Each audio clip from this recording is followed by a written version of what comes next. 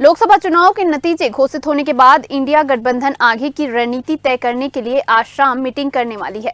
Meeting में तय किया जाएगा कि गठबंधन विपक्ष में बैठेगा या फिर सरकार बनाने की कवायद करेगा। इंडिया गठबंधन दलों की यह मीटिंग कांग्रेस अध्यक्ष मल्लिकार्जुन खड़गे के घर पर होगी। इसके अलावा एक मीटिंग कांग्रेस पार्टी की भी होगी, जिसमें यह तय होगा कि गठबंधन के नेताओं के साथ में होने वाली मीटिंग में क्या रुख अपनाना है। दरअसल नतीजों में गठबंधन को कुल 234 सीटें मिली हैं। सरकार बनने के लिए गठबंधन को 272 सांसदों का समर्थन चाहिए। ऐसे में बहुमत के लिए उसे मौजूदा सीट शेयरिंग से बाहर भी पार्टनर खोजने होंगे। ममता बनर्जी की टीएमसी से 29 सांसदों के अलावा टीडीपी और जेडीयू के समर्थन की भी गठबंधन को जरूरत होगी। बिहार के सीएम नीतीश कुमार सुबह 11 बजे पटना से दिल्ली रवाना हो गए हैं। वे दिल्ली में शाम 4 बजे एनडीए की बैठक में शामिल होंगे।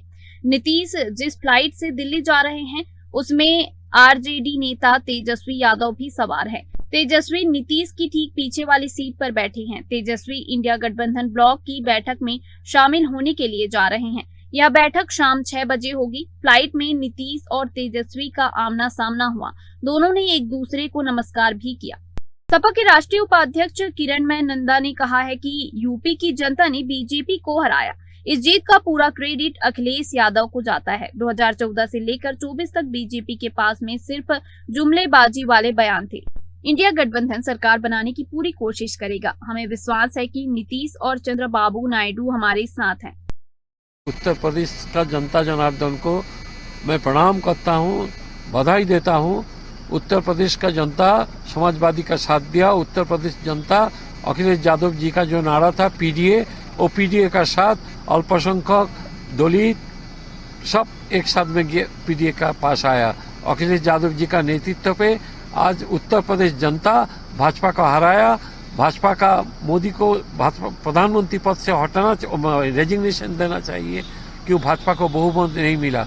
और इसका कृतित्व ही उत्तर प्रदेश जनता का, इसका पूरा कृतित्व अखिलेश यादव जी का। दिल्ली रवाना होने से पहले तेजस्वी यादव ने एयरपोर्ट पर कहा कि आरजेडी को सबसे ज्यादा वोट मिले हैं। सीट भी पिछली बार की तुलना में बढ़े हैं।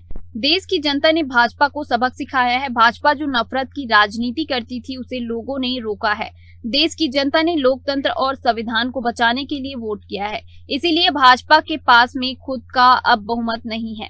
बिहार तो अब किंग मेकर बनकर उभर रहा है। जो भी किंग मेकर हो बिहार को विशेष राज्य का दर्जा दिलाए, 75% आरक्षण पर काम हो और देश में जाति जनगणना कराए।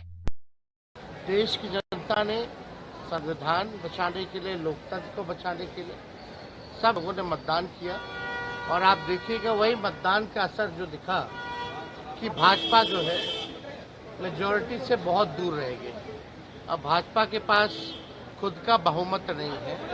अब भाजपा के लोग जो है डिपेंडेंट हो चुके हैं। तो अब बिहार जो है किंग मेकर बनकर के उभर रहा है। तो हम तो यही चाहेंगे कि भाई सरकार जो भी आए, जो किंग मेकर है, वो कम से कम बिहार को विशेष राज्य का दर्जा दिलाए। और जो हम लोगों ने 75% जो आरक्षण की सीमाएं बढ़ाई थी और जो शेड्यूल 9 की बात है, तो वो शेड्यूल 9 में डाला जाए और साथ ही साथ पूरे देश भर में जाति जनगणना वो कराए। उद्धव ठाकरे गुट के शिवसेना नेता संजय राउत ने कहा है कि अगर राहुल गांधी इंडिया गठबंधन का नेतृत्व करना स्वीकार करते हैं तो हमें कोई आपत्ति नहीं है। वह राष्ट्रीय नेता है, उन्होंने खुद को साबित किया है, वह लोकप्रिय है, हम सभी उनसे प्यार करते हैं। इंडिया गठबंधन में इस बात पर कोई मतभेद नहीं है कि प्रधानमंत्री कौन होगा। शरद पवार अपनी बेटी सुप्रिया सुले के साथ में इंडिया गठबंधन की बैठक में शामिल होंगे। दोनों मुंबई के लिए रवाना हो गए हैं। सुप्रिया ने बारामती सीट से अपनी भाभी और महाराष्ट्र की डिप्टी सीएम अजित पवार की पत्नी सुनेत्रा पवार को चुनाव में हराया है। अगर राहुल गांधी जी स्वीकारने को तैयार है नेतृत्व, तो हम विरोध क्यों करेंगे? राहुल गांधी देश के नेता है, ये प्रूव किया है।